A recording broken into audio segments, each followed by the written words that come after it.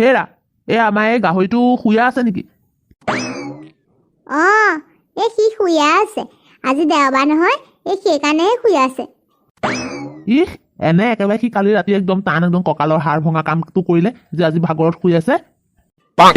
শুৱক দিয়ক সিনো কি কৰিব এতিয়া? কি কৰিব? এই পথাৰৰ দিন এতিয়া, ইমান মানুহে পথাৰত কাম কৰি আছে। ময়ো যাওঁ তাহাঁতৰ ওচৰতে। সেই গাহৰিটোক জগাই দিয়া সোনকালে, আৰু অলপ পিছত আমাক চাহ অলপ দিবলৈ পঠিয়াই দিবা। হ'ব জগাই দিম বাৰু, যাওক। মই যাওঁ দেই। এতিয়া সেই তোক পঠিয়াই দিবা চাহ জলপান লৈ পেলাই। এই মানুহবোৰক আকৌ চাই নাথাকিলে কামো ভালকে নকৰে নহয়। ঠিক আছে মই যাওঁ এতিয়া। বোলো কাম কিমান দূৰ আগবাঢ়িছে? এয়া বোলো ধান এইপিনে কাটিয়া আছে। সেইকাৰণে ভাবিলো মই এই ডাঙৰিকেইটা ঘৰত থৈ আহোঁগে। যোৱা। এই ডাঙৰি চাঙৰিবোৰ সোনকালে ঘৰত থৈ আহোঁগে, যোৱা। আকৌ নহ'লে পিছত বৰষুণ দিলে তিতিলে বৰ ডাঙৰ কথা হ'ব, যোৱা। পিছে গুলেশ দা, আজি খানাটো পিছে কিহেৰে বনাইছে? ভাত কিহে থাকিব আকৌ? এই ভাত দাইল আৰু লগতে অমিতা আৰু মটৰ ভাজি আকৌ। আপুনিও যে আৰু দেই গুলেশ দা। আজি প্ৰথম ডাঙৰিকেইটা ঘৰত থমগে, প্ৰথম ধান কাটিছে। মাছ মাংস কিবা এটাতো গোটাব পাৰিলেহেঁতেন ন? হ'ব দিয়া এতিয়া এই ভাতৰ ধান্দা মাৰিব হোৱা নাই। সোনকালে ডাঙৰিকেইটা ঘৰত থৈ আহোঁগে, যোৱা। ভাত খাব হ'লে মই মাতি দিম নহয় এনেও। আৰু ডাঙৰিকেইটা থৈ সোনকালে আকৌ গুচি আহিবা। চাহ খাবলৈ ঘৰ ল'ব নালাগে, আমাৰটোৱে লৈ আহিব চাহ, ইয়াতে খাব পাৰিবা। মানুহটোৱে যে মানে ৰ'বলৈও শান্তি নিদিয়ে আৰু দেই। কেটলিত চাহ দিছো, সোনকালে গৈ পথাৰত দি থৈ আহেগে, নহ'বা দেৰি হ'লে বাপেৰে আজি তোক থব বাপেকে। দিয়া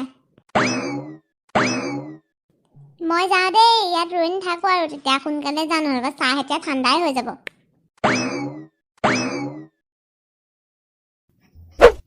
থুলুক বোলো কোনফালে যোৱা? পথাৰত মানুহে কাম কৰি আছে যে, তাতে চাহ অলপ দিবলৈ যাওঁ। হয় নি? ময়ো সেই পথাৰলৈকে যাবলৈ ওলাইছিলো। ব'লা দুটাই একেলগে যাওঁ। ব'লক একেলগে যাওঁ, ভালেই হ'ল দেই, লগ এটা পালো।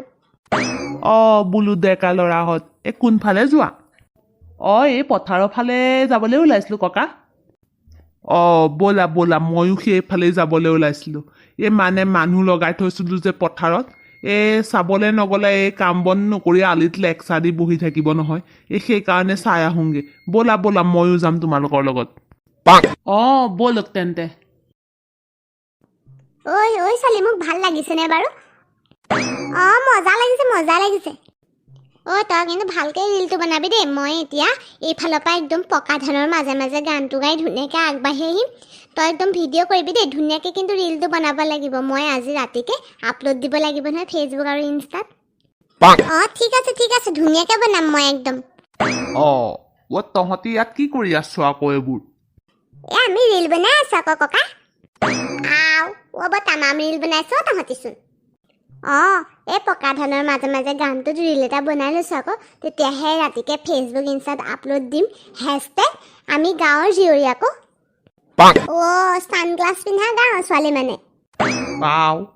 হেৰ বছৰত এবাৰহে পথাৰলৈ আহ, তাকো এই ৰিল বনাবলৈ। ইপিনে আকৌ ফেচবুকত দিবিগে হেছটেগ গাঁৱৰ ছোৱালী। হেৰ গাঁৱৰ ছোৱালী, এই ৰিল বনাওঁতে পথাৰতে এতিয়া উজুতি খাই পৰিবি চাবি আলিত আকৌ। গাঁৱৰ ছোৱালীসকল, এই ৰিল বনাওঁতে সাৱধান আকৌ দেই। সেই পিছফালৰ পৰা আকৌ বাঘ চাঘ ওলাব পাৰে পাহাৰৰ পৰা। অলপ চাই চিতি দেই।